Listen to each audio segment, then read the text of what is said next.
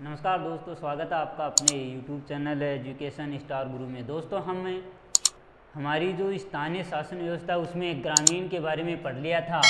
आज हमारी जो नगरीय स्थानीय शासन है या उसको शहरी स्थानीय शासन भी कहा जाता है, यानी शहरी स्थानीय शासन भी नगरीय स्थानीय शासन को कह सकते हैं। जिस तरीके से भारतीय संविधान में इसको संवैधानिक मान्यता दी गई, तो ग्रामीण गांवों के लिए और शहरों के लिए अलग से व्यवस्था की गई, यानी गांवों की जनता के लिए ग्रामीण शासन कहा गया और शहरों की जनता के लिए शहरी स्थानीय शासन है वो कहा गया।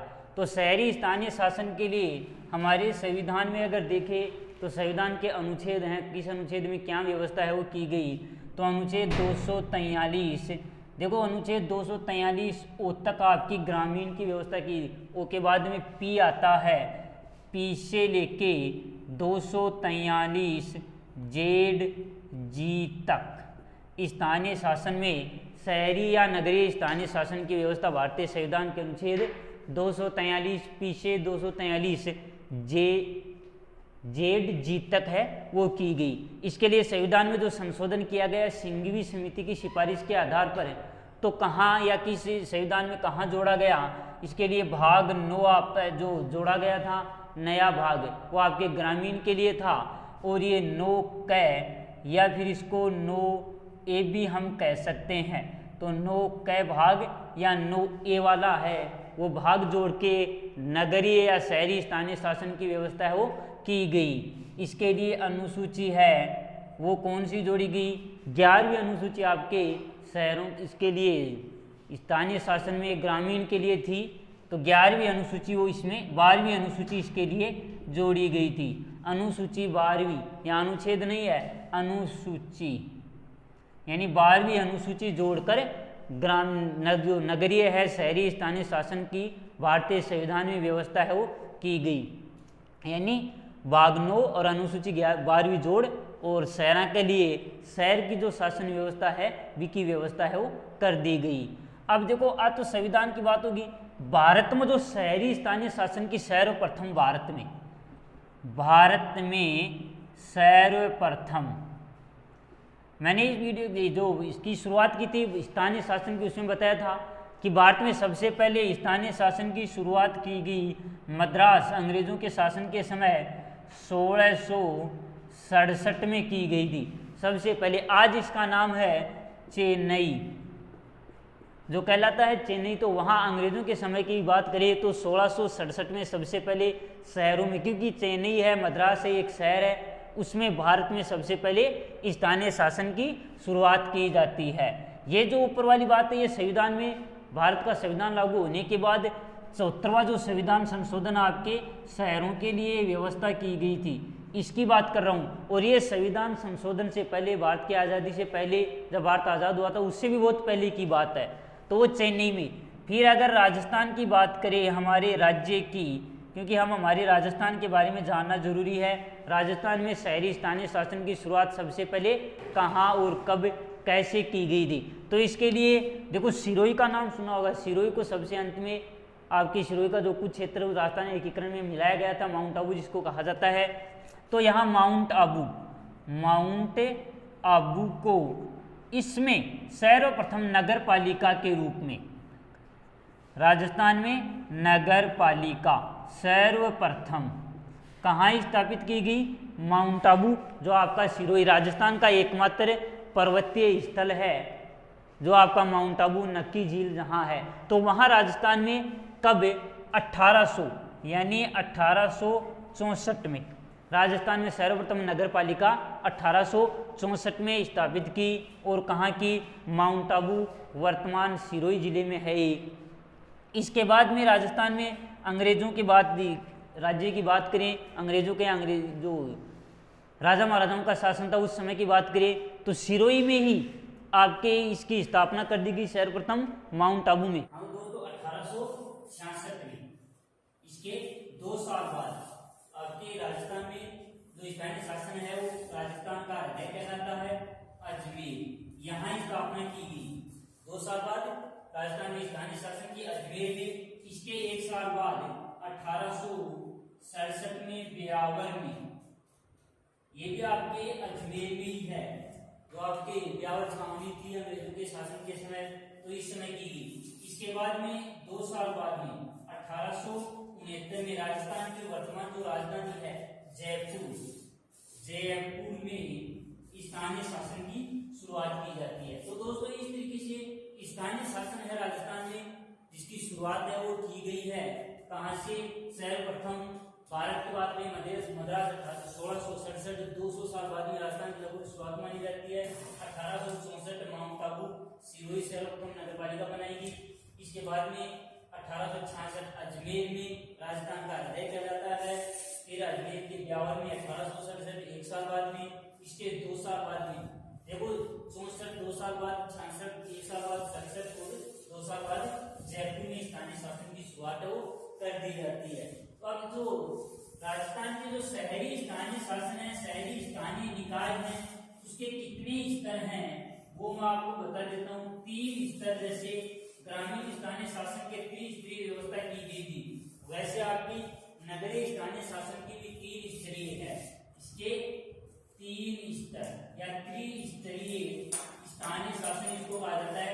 सर्वप्रथम नगर पालिका, पहला स्तर है नगर पालिका, दूसरा नगर परिषद और तीसरा नगर निगम।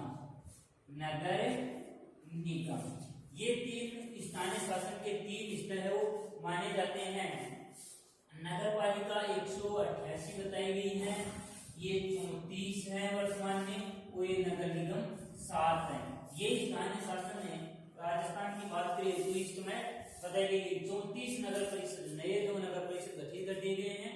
उसके बाद से 34 नगर परिषद है और नगर निगम है, और राजस्थान में 7 नगर निगम, यानी जिन शहरों की जनसंख्या के आधार पर इसको माना गया है। तो कितनी जनसंख्या के आधार पर ये बनाए जाते हैं? जनसंख्या कि कितनी जनसंख्या के आधार पर आपकी नगर पालिका होगी। तो इसमें ये है 20,000 से ज्यादा और 1 लाख तक, यानी अगर जनसंख्या 20,000 से ज्यादा और 1 लाख तक जनसंख्या अगर जिस शहरी क्षेत्र की है तो वो लागू करो नगर पालिका। फिर 1 लाख से लेके 5 लाख तक, जिस शहर की जनसंख्या 5 लाख है वहां हो गया आपकी नगर परिषद। लगभग जिले है ना हमारी, जैसे सीकर जिला है, जयपुर है, उदयपुर है, कोटा है, तो उन लगभग सभी जिलों में आपकी नगर परिषद मानी गई है। और ये है नगर निगम, इसकी जनसंख्या 5 लाख से अधिक, यानी जी नगर की जनसंख्या 5 लाख से ज्यादा वह भी नगर निगम। एक तो सामान्य महानगर निगम होता है, महानगर भी उसको बोल सकते हैं, महानगर यानी जनसंख्या लगभग बहुत ज्यादा है, से भी ज्यादा हो जाती है तो उसको महानगर कहा जा सकता है। तो महानगर कौन से हैं? जैसे दिल्ली है, जयपुर महानगर के रूप में शामिल है, दिल्ली, मुंबई, कोलकाता वो हैं। तो इस तरीके से दोस्तों नगर निगम आपके देखिए, नगर परिषद, नगर पालिका। तो सर्वप्रथम जो प्रथम स्तर होता है इसका, प्रथम स्तर या निम्न स्तर इसको बोला जाता है वो नगर पालिका, फिर नगर परिषद मध्य स्तर और उच्चतम स्तर नगरीय शहरी स्थानीय शासन का वो आपका नगर निगम। फिर इसके जो सदस्यों के जो चुनाव होते हैं, इसके सदस्य सभी के जो सदस्य वो किस नाम से जाने जाते हैं? वो है पार्षद के नाम से। यहाँ भी पार्षद, यहाँ भी पार्षद और यहाँ भी पार्षद होते हैं। ये इनके सभी सदस्य हैं, पार्षद होते हैं। और इनका जो चुनाव होता है, चुनाव इन पार्षदों का प्रत्यक्ष होता है, यानी सभी के जो सदस्य होते हैं पार्षद, इसका चुनाव भी जनता द्वारा, यानी जनता को वोट डालने के अधिकार के द्वारा प्रत्यक्ष, यानी इसके जो चुनाव होते हैं जनता वोट डाल के इसके पार्षदों का चुनाव है वो करती है। अब ये पार्षद हैं, अपने में से एक को अध्यक्ष बनाते हैं, अध्यक्ष। अब ये पार्षद है, कुछ जगह अपने में से बनाते हैं और कुछ जगह अध्यक्ष का जो चुनाव प्रत्यक्ष रूप से होता है। तो यहाँ वाला जो नगर पालिका होता है इसका अध्यक्ष या तो अध्यक्ष कहलाएगा, या भी इसको सभापति भी कह सकते हैं। क्या कह सकते हैं, सभापति। आपकी नगर पालिका का अध्यक्ष होता है, नगर पालिका का, उसको अध्यक्ष या सभापति हम कह सकते हैं। इधर वाले का अध्यक्ष होता है, अध्यक्ष होता है, ये सभापति के नाम से जाना जाता है। यानी दोनों याद रखो, सभापति सभापति, एक नंबर वाला में दूसरा में, और तीसरा में महापौर के नाम से, महापौर। ये देखो यहाँ नगर है, निगम है, तो नगर निगमों का जो अध्यक्ष होता है वो आपका महापौर के नाम से जाना जाता है। नगर निगम के अध्यक्ष को महापौर के नाम से। तो इस तरीके से ये तो हो गया आपके अध्यक्ष। जो इसके सदस्य होते हैं, इसका चुनाव प्रत्यक्ष रूप से क्वेश्चन पूछता है कि नगर आपके नगरीय जो शहरी स्थानीय शासन इसके सदस्य किस नाम से जाने जाते हैं, तो पार्षद के नाम से। इसका चुनाव जनता के द्वारा, जनता खुद नगराएगी की जनता है जो है वहां की जनता ने चुना है। फिर नगर का अध्यक्ष है, वहां अध्यक्षा का जो चुनाव है, चुनाव भी 2009 के बाद में 2009 लगभग प्रत्यक्ष हुए। प्रत्यक्ष अध्यक्ष सभापति का चुनाव प्रत्यक्ष होगा, इधर वाले अध्यक्ष सभापति का चुनाव प्रत्यक्ष यानी जनता द्वारा, यानी जनता खुद वोट डालना चुना जाए। ई महापौर को चुनाव भी प्रत्यक्ष हुआ जाए। अभी का अगर मैं रंजी पर महापौर जी टाइम पर वो काम पूर्ण कर लो, तो बी के लिए उप महापौर या उपाध्यक्ष जो होता है वो इनके कार्य करते हैं। तो जो उपाध्यक्ष होता है, उप अध्यक्ष या इसको उप सभापति जो होते हैं, इधर वाला भी उप सभापति और इधर वाला उप महापौर। आपको चुनाव में इसी वजह आपको चुनाव पार्षद करते हैं, इधर वाले का भी पार्षद से, यानी पार्षद इनका चुनाव करते हैं पार्षद से, और इधर वाले भी उप सभापति का चुनाव पार्षद से, यानी पार्षद खुद उप सभापति को चुनाव करेंगे। अब आपको कार्यकाल लगभग 5 वर्ष को, जैसे को कार्यकाल, तो कार्यकाल 5 वर्ष का होता है। इन सभी का कार्यकाल होता है 5 वर्ष। लेकिन अगर इनको समय से पहले अगर इनको हटाना होता है तो उस समय क्या करना पड़ता है, उसकी बात देखें तो आपके अध्यक्ष को यहाँ हटाने की जो प्रक्रिया होती है वो होती है महाभियोग, यानी महाभियोग के द्वारा आपके ये जो पार्षद होते हैं, ये सारे पार्षदों द्वारा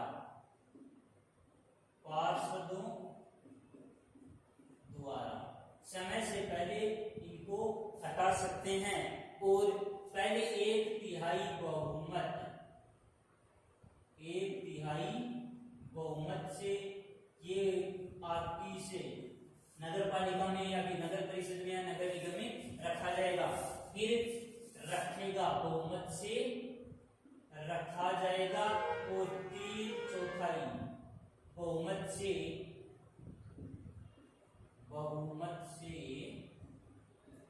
पारित किया जाएगा। 3/4 बहुमत से इसको पारित करना पड़ेगा।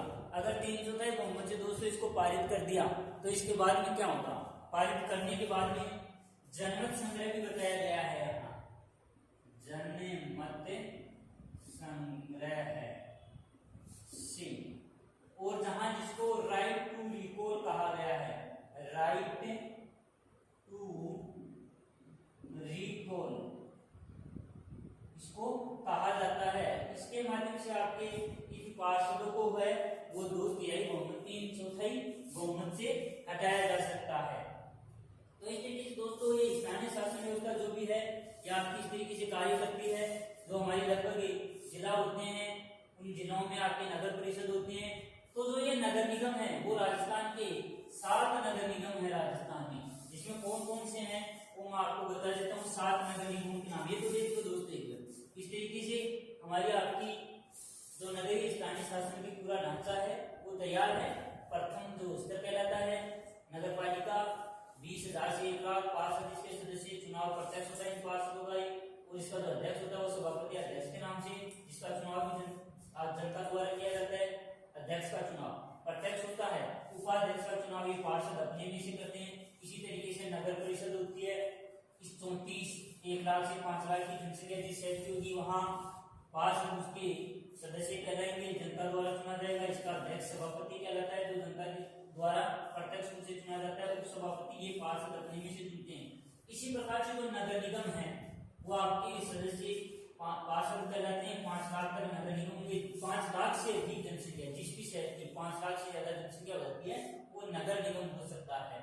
वो महापौर उसका प्रत्यक्ष चुनाव अध्यक्ष होता है, वो महापौर पार्षद अपने में से करते हैं। इसको समय से पहले हटाने के लिए पार्षद के द्वारा एक बहुमत रखा जाएगा, 2/3 बहुमत से पारित होगा और जनमत संग्रह के राय टू रिपोर्ट के माध्यम से इसको हटाया जाएगा। अब राजस्थान के जो 7 नगर निगम है वो कितने नगर निगम है वो उसके नाम लिख देता हूँ, नगर निगमों के नाम बता देता हूँ। इसमें कौन कौन से नगर निगम है दोस्तों? नगर निगम है वो 7 कौन कौन से? एक तो हमारे राज्य की जो राजधानी हुआ करती है जयपुर, वो है पहला नगर निगम, राजस्थान की राजधानी हेरिटेज सिटी के रूप में जाना जाता है। दूसरा जो राजस्थान का न्यायालय जहाँ है जोधपुर। तीसरा है वो है कोटा। 3 नगर निगम तो ये हैं। फिर इसके बाद में आता है अजमेर, इसके बाद में आता है आपका बीकानेर, इसके बाद में आता है आपका उदयपुर और इसके बाद में आता है भरतपुर। ये 7 आपके नगर निगम हो गए। 1 2 3 4 5 6 और 7, ये 7 नगर निगम राजस्थान में माने गए हैं। तो इस तरीके से दोस्तों हमारे नगरीय जो स्थानीय शासन है उसकी जो प्रशासनिक ढांचा है मुख्य रूप से इस तरीके से बनाया गया है। याद रखिए नगर निगम 7 हैं। इसमें कितने, कहां, कौन से शहर में राजस्थान में नगर निगम? जयपुर, जोधपुर हमारी जो सूर्य नगरी के नाम से जानी गई, जहां आपका न्यायालय, जो न्यायालय है राजस्थान का वो जयपुर में बनाया गया था, लेकिन बाद में जोधपुर में, तो जोधपुर में राजस्थान का जो नगर निगम के रूप में जाना जाता है। कोटा है, इसके बाद में चंबल नदी के किनारे वाला। अजमेर राजस्थान का हृदय जो आया था, शहर प्रथम आपकी नगरीय निकाय की शुरुआत की गई थी यहाँ से। इसके बाद में बीकानेर है, इसके बाद में उदयपुर है और भरतपुर। तो दोस्तों इसके लिए हमारे नगरीय स्थानीय शासन की जो प्रशासनिक ढांचा होता है, जो स्थानीय शासन को संवैधानिक मान्यता देगी, वो इस तरीके से है। आज के लिए दोस्तों इस वीडियो